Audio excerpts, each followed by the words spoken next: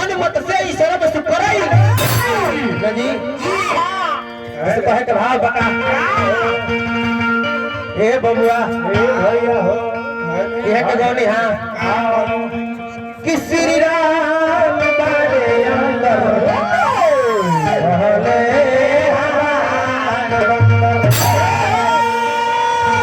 लेकिन हमने के वही स्वभाव रही का बड़का स्टैंड बिना काम बड़ी जो हुआती है ये जे झाल घर में मजा आवे धरवानी के बबुआ भाले बबुआ हेरे भगवान ने चलो तो हेरे आवा फिर बोतन कोरो तारी अरे है वीरों में महावीर के तो बोतन कोरो तारी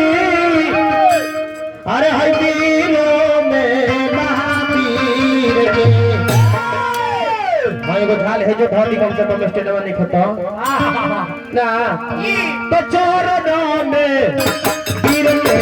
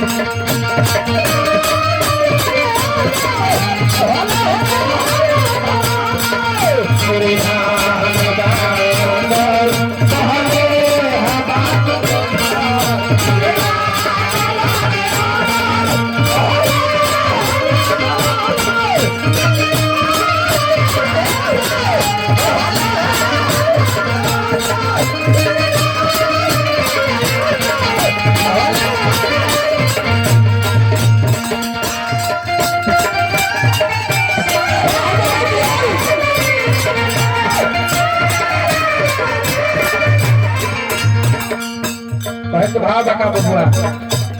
किसी आके हर हर के किसी आके हर हर के लंका में हर बन के कोई निधान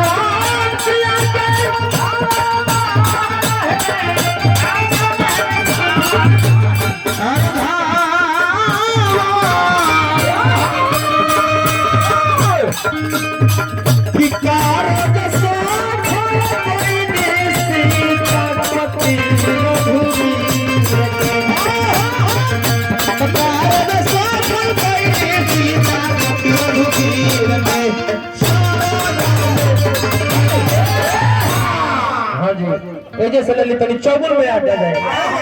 ये रखा राजा सफल कोई नहीं